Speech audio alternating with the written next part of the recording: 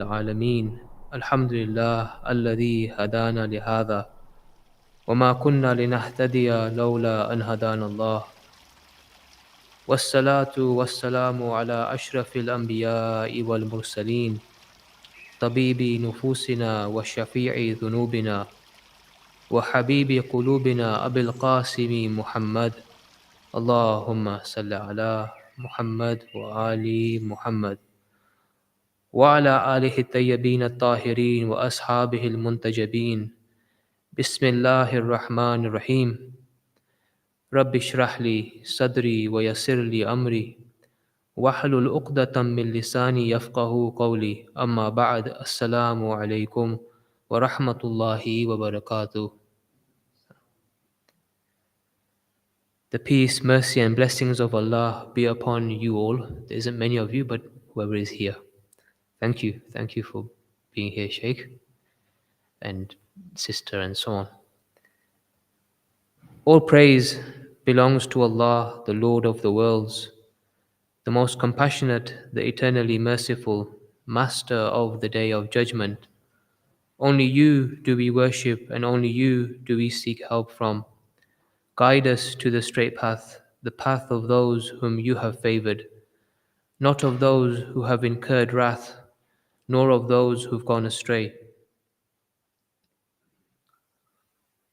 One of the names or attributes of God is the just, Adil or Adal, or justice.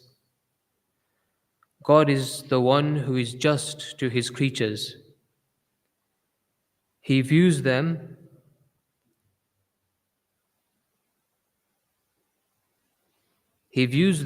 with and through his name of mercy. But in that mercy is also justice and anger. He will be just to his creatures on the day of reckoning. He will not oppress them. He will disclose to each one of us everything, even an atom's weight of good that we have done and an atom's weight of bad. We will be shown all of what we have done. In view of this blessed name and the attribute of God, the justice, it is important to discuss from these religious podiums about the injustices that have taken place, are currently taking place, and are yet to take place, if we know. We cannot be silent, we cannot be scared, even by the threats of being labeled anti-Semitic. As long as we are exposing oppression, tyranny, discrimination, bigotry, then we are on the right path. The current tragedy of the Palestinians that is playing out before our eyes needs to be discussed. We should be talking from these podiums about the injustices that are happening to them now and historically. I believe that were the blessed Prophet, Imam Ali, and other blessed Imams here, like us in the UK right now, and witnessing what we are witnessing, they would be speaking out. In fact, all the blessed prophets, the blessed Musa alayhi salam, the blessed Isa alayhi salam, and all others would be screaming at their congregations about what is happening in Gaza, the West Bank, and the Palestinians. So today's sermons will be focusing on Palestine and Israel. All the information presented is taken from Jewish academics, journalists, lawyers, mainly from the UK and America, but also others. Two are quoted in particular. One is Avi Shleim, and the other is Gideon Levy. One issue of injustice is the way the events of October the 7th have been discussed, especially in mainstream Western media outlets. Avi Shleim, the distinguished historian, specialist in the Middle East, Israel, and Zionism, said, "It is impossible to understand what is happening today without the historical context of the Palestine Israel conflict. The Hamas attack on Israel on 7th of October was utterly horrific and cannot be justified because it involved the killing of 1,200 Israelis, mostly civilians, and atrocities were committed. So, the Hamas attack, it was a horrific event that has been denounced and must be denounced. But, as the Secretary General of the UN said at the time, this attack didn't happen in a vacuum. It happened in the context of 56 years of suffocating Israeli occupation. He said, the Secretary General of the United Nations said, the context doesn't justify the attack. The context doesn't justify the attack, but it helps explain it. So what is the context? The very long, detailed historical context takes us back to the Balfour Declaration of 1917, when the European colonialists decided to offer that land, that land of the Palestinian Arabs to Israelis to settle. A slogan that was common among the Zionists of the time was a land without a people for a people without a land. This shows that according to them, their mentality, their colonialist mentality, the Arabs who were living there were not considered by people. Hence they said it was a land without a people. There were people there. They knew there were people there. But they considered those people not as people. So that's where the initial context starts from for the Israeli-Palestinian conflict.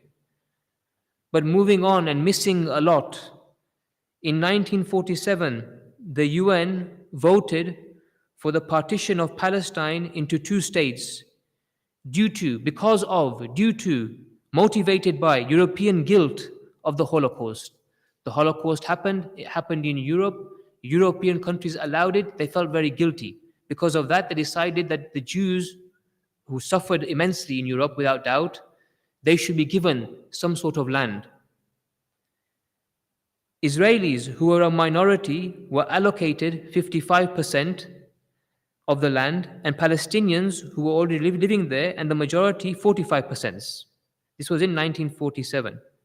So the Arabs rejected the partition and went to war. During the course of war, Israel expanded its borders to 78% of mandatory Palestine. Now, the Israeli occupation of Gaza, this started in 1967. Palestinians have been living under occupation for 57 years. The most prolonged and brutal military occupation of modern times, according to Avi Shleim. The most prolonged and brutal military occupation of modern times.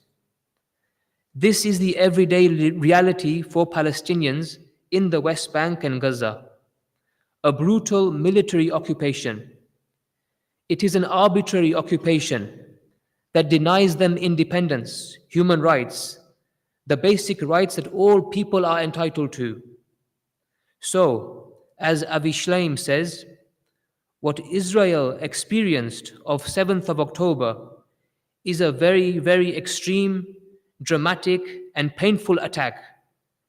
But it has to be seen against the backdrop of long-standing Palestinian suffering. Now the Israelis as a people in the world since the early 20th century classify as settler colonialists. Okay, so the Israelis in the world since the earliest 20th century, how do we classify them? What do they classify as? They classify as settler colonialists. Settler colonialism is different to colonialism. We have two types of colonialism: settler colonialism and colonialism. In settler colonialism, there is no home other than the one you're settling in. You're going to go to a land and you're going to settle there. This is going to be your home. In colonialism, like the British or like the French, when they went to India and colonized it, they still had a home to come back to. So it's a different mentality there. Israelis are like settler colonialists. They went there to stay there. So in settler colonialism, there is no home other than the one you're settling in. And examples are the first Zionists of Israel. The logic, the mentality of settler colonialism is that since there is another people on the land, we have to eliminate them. Historically, we have seen that in settler colonialist movements, this is what's happened. This is the mentality. There are people on this land. They aren't really people like us. They are lesser than us. Therefore, we can remove them. We can eliminate them. However, because it was the 20th century, so the rhetoric of the first Zionists, or the first Israelis, Zionists within Israel, was very different and sounded quite soft. They said, we want to develop Palestine for both peoples, Israelis and Palestinians. But the reality was that it was a Jewish, exclusive colonial movement. In 1917, in 1917, the Israelis started the systematic takeover of Palestine.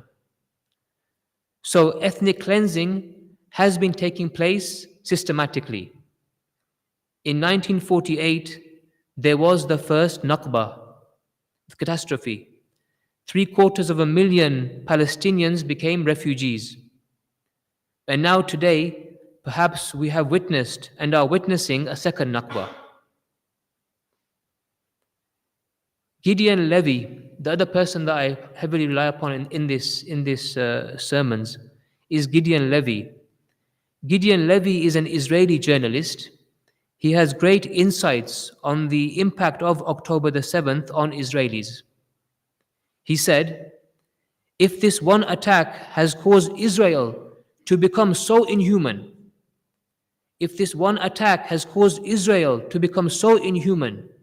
imagine what it does to Palestinians who lived under those attacks for decades.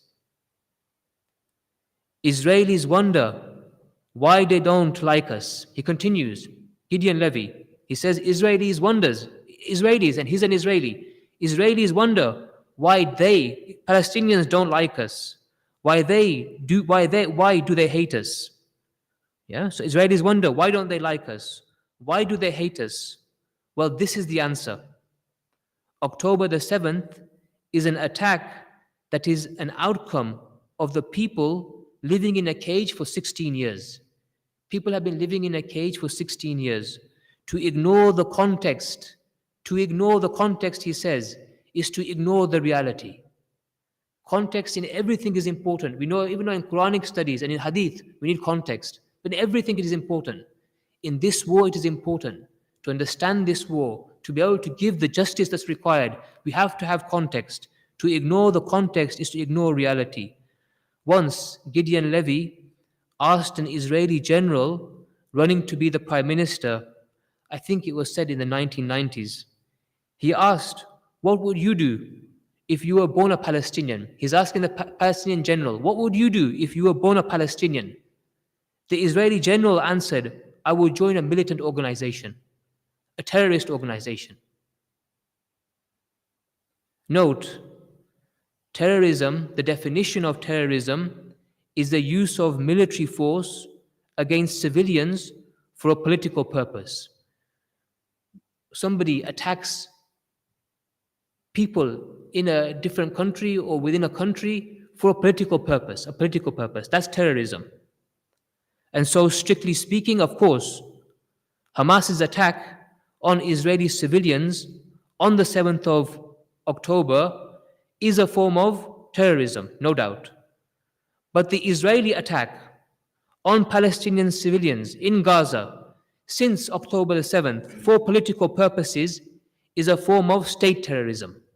It is state terrorism.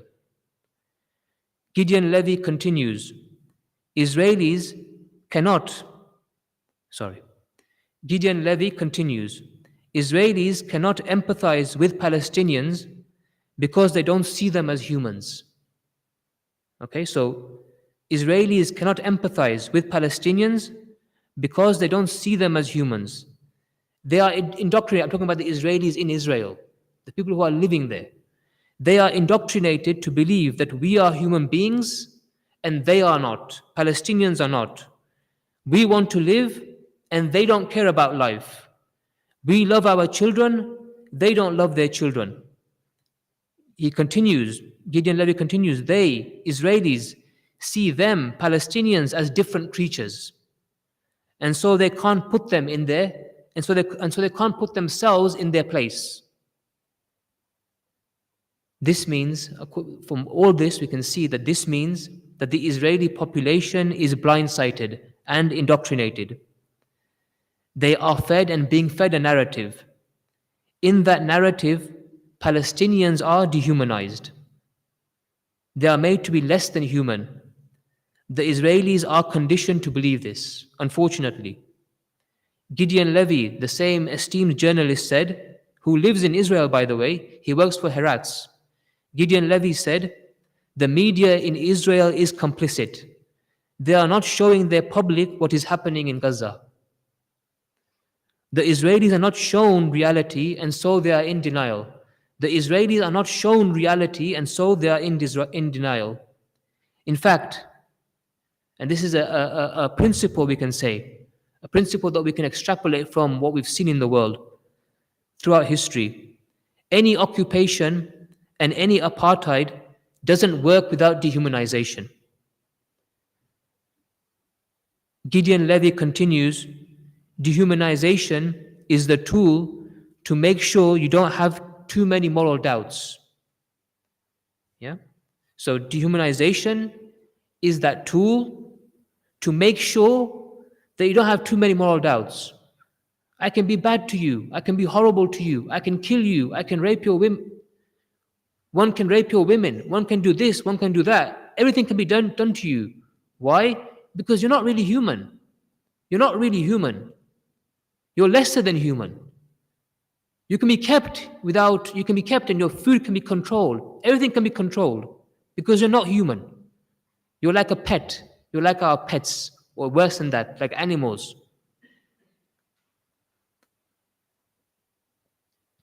Once you say they are not human beings like us, once you say they are not human beings like us, that is because they are cruel. They, the Palestinians, this is what they're taught, Israelis. They, the Palestinians, are cruel, brutal. They are born to kill. This is what the Israelis are told. This is what they are told. This is what they are taught. Then everything becomes easy. Gideon Levy says, everything becomes easy. Then sure, we Israelis can be brutal to them. They're not human. This is the key. So long as this doesn't change, if this doesn't change in Israeli minds, in Israeli mindsets, in Israeli mentality, that no, these are human beings like us. They care, they bleed, they have emotions like us. They are exactly like us. If this doesn't change, then nothing will change. Of course, human history tells us that this was the same mentality. This mentality that the Israelis currently have, this is the same mentality in colonialism and in slavery. How could people keep another person as a slave? Can you ever thought, how can I make somebody else a slave? How is it possible? Think about it, what has to happen in the mind. In the mind, I have to think, he is not like me, he is inferior to me, he is not really human. So it's dehumanization. Another issue of injustice is the horrific genocidal language we've heard all across Israel. From the president all the way down to ministers, generals, soldiers, some rabbis, Israeli TV and media show presenters, and the Western mainstream media outlets have not mentioned it as such. They have not called it out. If this was Putin and happening in Russia, if they were using genocidal language, it would be all over the Western media, 100%. Israelis have been, and I'm going to give examples inshallah, but Israelis have been giving genocidal language right from the very beginning. Nothing has been said by our Western media outlets. They never called it out. Just a few examples. If I was to quote them all, it would take up both these sermons and the prayer as well. The President of Israel said that there are no innocent people in Gaza. No innocent people. Kill them. No innocent people. They're all free. Everybody there. 2.3 million people. One rabbi said that dropping an atomic bomb on Gaza is an option. Benjamin Netanyahu said, they are human animals. There are only Nazis. There are only Nazis in the West Bank. Itamar Ben-Gvir, who is the Minister of Internal Security, and he is the leader of Jewish Power. The party there is called Jewish Power. Note the fascist name. We had also British Power or English Power and these types of things, yeah?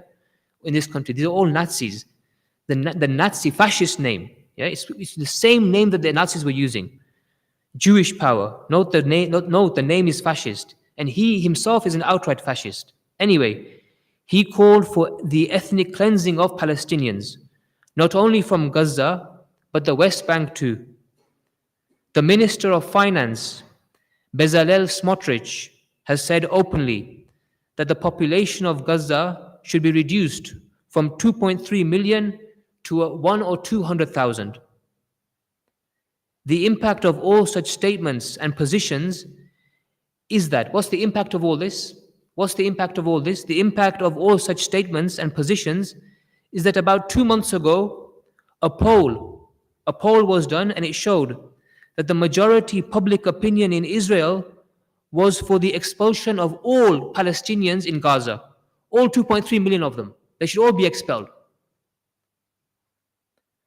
Avi Shleim said, in fact, there was a plan of the Israeli military intelligence dated on 13th, less than a week, 13th of October, that favored the expulsion of the population of Gaza to northern Sinai. However, we should know that ethnic cleansing has happened already. It was being said, and they have fulfilled it. All the Palestinians in the north of Gaza have been forced to move to the south. And now they are even more concentrated near the border of Egypt.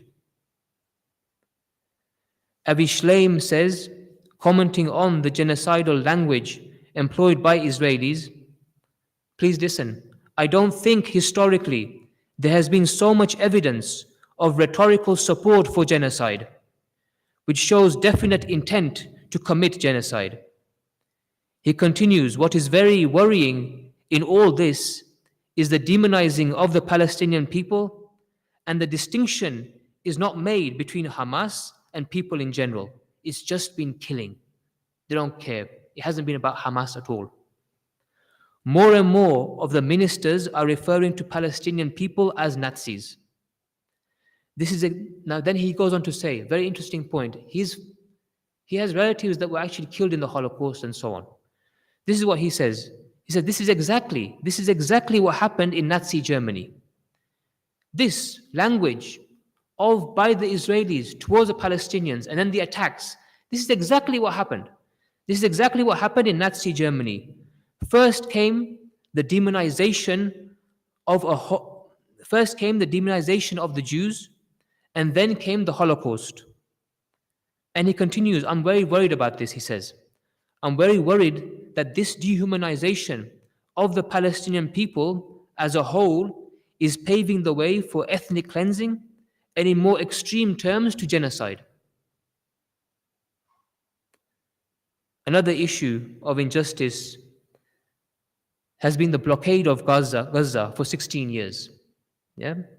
The blockade of Gaza for 16 years, since 2008. This again has not been mentioned by mainstream media outlets in the West. This blockade of Gaza turned Gaza into the largest open air prison in the world. Israel, from 2008, controlled access to Gaza by land, sea, and air. And it has been said since that time that a blockade, in international law, it is there. A blockade is a form of collective punishment that is prohibited, prescribed in international law. Avi Shleim said, after the Hamas attack of October the 7th, Israel extended the blockade that had inflicted so much suffering on the Palestinians in Gaza. Okay, so there was already a blockade on Gaza from 2008. But after October the 7th, the Israelis, they extended the blockade. And now they cut off water, food, medical supplies, and fuel. And so now they are using starvation, and it's actually happened. We now know there's a famine there. The whole of Palestine, the whole of Gaza is facing critical situation of famine. Famine is going to happen according to UN. And so now, because they've extended the blockade, now they are using starvation as a weapon of war. And this is a new level of brutality and cruelty and even sadism. This is what Avi Shleim says. This constitutes acts of genocide. Another reason for the timing of the 7th of October attack by Hamas is that America, during Trump, persuaded a number of Arab countries to sign the Abraham Accords with Israel. America was putting very, very strong pressure on Saudi Arabia to join the Abraham Accords. It would have taken a couple of weeks, and Saudi Arabia would have joined those Arab states who had peace with Israel. Hamas, and you'll see why, but Hamas wanted to prevent it, wanted to prevent this thing that America is doing and Israel is partaking in. Hamas wanted to prevent it, and indeed, Saudi Arabia has suspended the attempt to sign the Abraham Accords with Israel. The Abraham Accords, now what's wrong with the Abraham Accord? The Abraham Accords is a stab in the back to the Palestinians. It's a stab in the back to the Palestinians because they give Netanyahu what he wants. Netanyahu, his aim is that Israel should make peace with the Arab states without making any concessions to the Palestinians. And actually it seemed to be working. Many of the Arab countries, they joined these Abraham Accords. But now, as a result of the Hamas attack, it is clear that the Arab world cannot continue to ignore the Palestinians. The Palestinians are going to continue to put up resistance to the occupation. I end this sermon with a quote from Gideon Levy. The Palestinians are much more tolerant than they should have been. The Palestinians are much more tolerant than they should have been because they are going through this hell for so many years. And until 7th of October, there was never such a violent explosion from them. The Palestinians could have done so much worse to Israel. The Palestinians could have done so much worse to Israel because of what Israel is doing to them now for 100 years, if you want. He says, Palestinian grassroots, he actually goes and sits with Palestinian grassroots. He sits with them until they were closed off, I think in 2015. He would go every week and spend time with Palestinians in the West Bank. And he has spoken to many of them. He says, this is what he says. He says, Palestinian grassroots want to live side by side with Israelis, but in dignity and equality. But Israeli sentiment is much different. Israeli sentiment is much different. They want separation, not side by side. Bismillahir Rahmanir Rahim. Wal Asr. Innal insana lafi khusr. Illa alladhina amanu wa amilu salihat wa tawasaw bil haqq wa tawasaw bis sabr. Allah.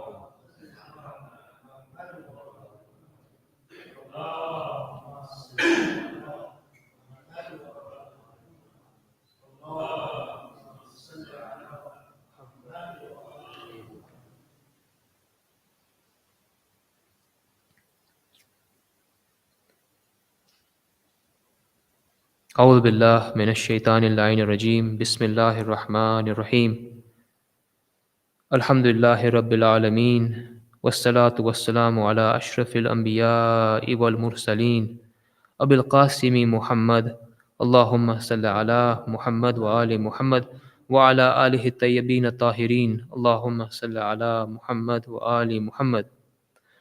What we have been seeing on the TV and on our devices is the first live streamed genocide in history. Israel has been flashing what it is doing, broadcasting genocidal language publicly.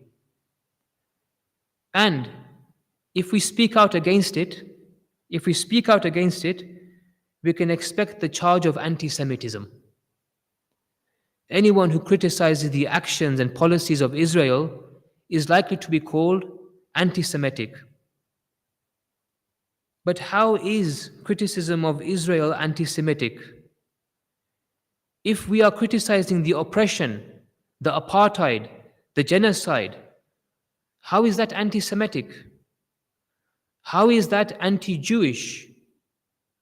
The three pillars of Judaism are truth, justice, and peace. Let me repeat. The three pillars of Judaism, the religion of Hazrat Musa alayhi salam, are truth, justice, and peace. Surely the statement, the criticism of Israel is anti-Semitic, is itself anti-Semitic and anti-Jewish. Because then you have equated Israel with and its actions with Judaism and the Jews. You are saying that whatever Israel is doing, this is Judaism, this is Jews. You are saying that Judaism and the Jews are for Israeli oppression, apartheid, and genocide. And to say otherwise is anti-Semitic and anti-Jewish. How ridiculous is this? It is like saying that if someone criticizes Iran's actions and policies, they are anti-Muslim or Islamophobic. Or it is like saying that if someone criticizes Saudi Arabia and Saudi Arabia's actions and policies, they are anti-Muslim and Islamophobic. Saudi Arabia is not Islam. Iran is not Islam. They are states, governments, and they can and must be criticized for actions and policies that are oppressive, unjust, cruel, and discriminatory. Similarly, we will and must be allowed to criticize any government's oppressive and unjust actions and policies, including Israel. And for us, all of us here, I speak for all of us here, and for us, Judaism is the flowering of the tradition of the blessed Prophet Musa alayhi salam, Moses alayhi salam.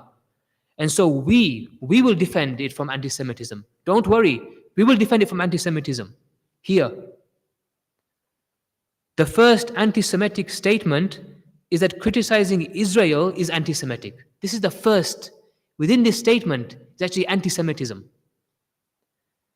Israel's current actions of genocide, apartheid, and oppression have nothing to do with Judaism. Let me repeat that, yeah, please. Israel's current actions of genocide, apartheid, and oppression have nothing to do with Judaism. In fact, all such actions, the actions of genocide, the actions of oppression, the actions of apartheid, all of these are anti-Semitic actions. We applaud all those brave souls who have been speaking out against Israel's actions and who have been branded anti-Semitic to try to silence them. We often hear this and we wonder about the Arab states, right? Why aren't they doing anything? The Arab states historically have been ineffective. To be honest, they aren't bothered about Palestine and Palestinians. They've always viewed Palestine as a problem. And the proof is that they wanted to normalize relations with Israel at the expense of Palestinians. Look, we're not against normalizing relations with Israel. We want Israel to be actually normalized and have normal relations. We want it to actually thrive and survive. Honestly, we do. But not at the expense of Palestinians. But the Arabs were willing to do that, yeah, at the expense of Palestinians. In fact, according to some journalists, there is some reporting of Saudi officials telling Israel to finish the job, destroy Hamas. Doesn't matter about the Palestinian life. According to Avi Shleim, when the Arabs fought Israel behind the scenes, historically, back in history, when the Arabs fought Israel behind the scenes, Jordan was making deals with Israel back then, in 67 and so on. Remember that these Arab countries, our countries, they're Muslim. But I have to say it, we have to be honest, we have to speak the truth. Remember that these Arab countries are hypocritical. Saudi Arabia has perpetrated similar genocidal acts against the Houthis. They put up blockades. They were using starvation as a weapon of war. They bombed refugee camps, hospitals, schools, mosques, and school buses. Similarly, Iran, a regional player, it helped Assad in Syria. Iran helped Assad to indiscriminately kill civilians, amongst whom were Palestinian refugees. And we also know about the rights, the way it treats its Kurdish populations and so on. So what help, I ask you, what help can be expected from the leaders of such countries? Don't expect anything from them. They have never really cared. I'm not talking about the population. The populations of the Arabs, the populations of these countries do care. But the leadership, they don't care. They don't care. What can we do? We must not forget the Palestinians this time. This time, it's happened again and again and again, but this time we can't forget the Palestinians. We have to insist that they have their own state, whether it's a one state with Israel or two states. We have to insist that Palestinians are humans like everyone else and deserve equal rights to like everyone else. We need to boycott and make Israel like apartheid South Africa. The problem, according to all these experts, is that Israel is not made a rogue state, a pariah state. In South Africa, when apartheid was happening, the world decided to boycott South Africa. This hasn't happened with Israel. We have to engage, of course, in peaceful protests and disruptions, and this gives motivation to the Palestinians. When the Palestinians see us going out, protesting, sharing, this helps the Palestinians. And we mustn't despair. It's very easy for us to fall in despair when we see these horrific images that are happening on a daily basis, what they are going through. We fall into despair, but we shouldn't fall into despair. Palestinians say to us, never give up. The tipping point may be very near. The tipping point may be very near. Once again, apologies for this khutbahs, yeah? Apologies, but I think I need to get this off my chest, yeah? But this needs to be emphasized. This needs to be emphasized. The only thing that will make Israel change is making it a pariah state, like apartheid South Africa. Finally, a quote from Gideon Levy. And this is what he's talking about, right? He says, remember, he's a Jew. He's a Jew, Israeli, living in Israel. And he's talking from there. Gideon Levy says, the formula is very simple. As long as Israelis don't pay and are not punished for the occupation and are not accountable for it, by this he means in the way of boycotting, yeah? As long as Israelis don't pay and are not punished for the occupation and are not accountable for it and don't feel it, Israelis don't feel it. If they don't feel it on a daily basis, nothing will change. Nothing will change. Why did apartheid South Africa change? Because the people felt it. The people felt, oh my gosh, no one likes us. Everybody hates us. We can't interact with the world. We're boycotted from the Olympics. We're boycotted from here. And that's why they changed. Moral arguments don't appeal to anybody. Moral arguments, legal arguments don't appeal to anybody. That's secondary. The first way is to make it a pariah state. The only chance for change, he continues, the only chance for change is if the Israelis feel the occupation in their daily lives. You see, at the moment, they aren't feeling anything. The only chance for change is if the Israelis feel the occupation in their daily lives, which they don't. Even though the occupation is only half an hour away from their homes. But, he says, we live as though it doesn't exist. The occupation, the apartheid, the tyranny, the oppression is happening half an hour away, but Israelis are living fine. They have very excellent lives, he says.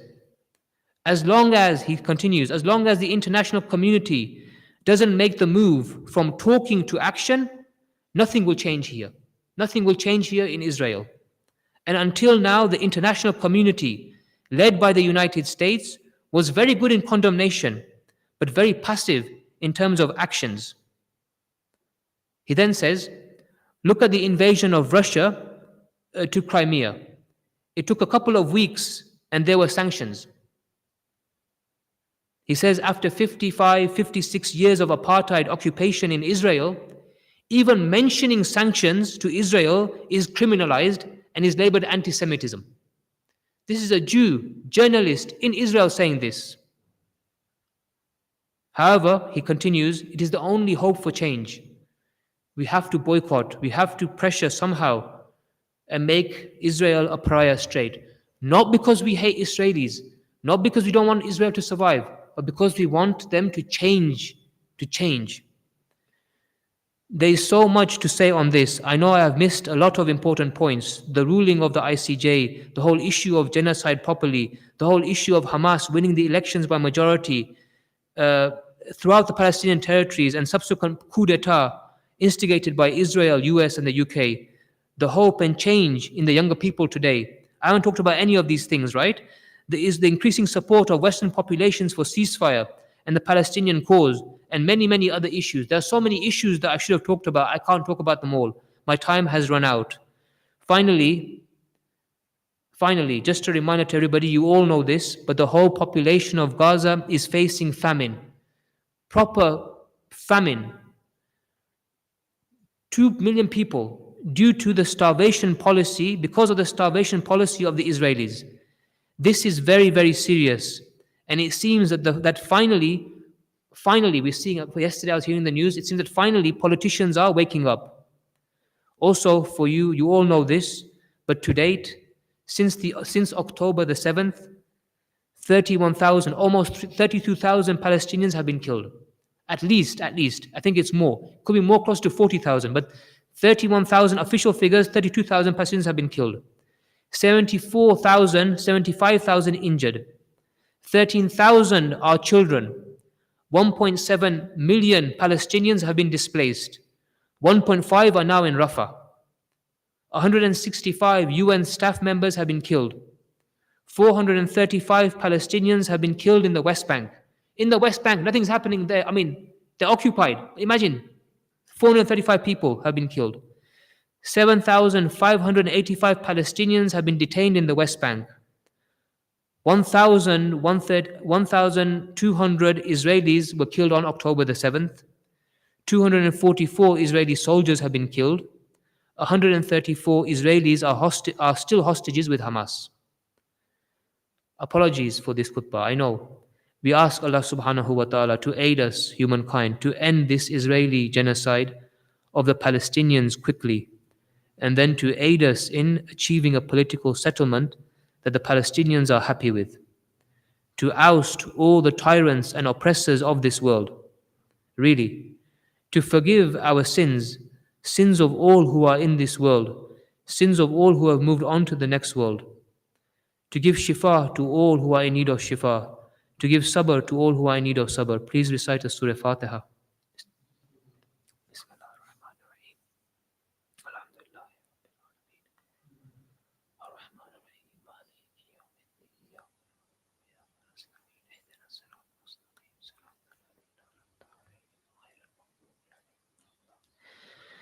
Bismillahir Rahmanir Rahim. Qul huwallahu ahad, Allahus samad, lam yalid wa lam yulad wa lam yakul lahu kufuwan ahad.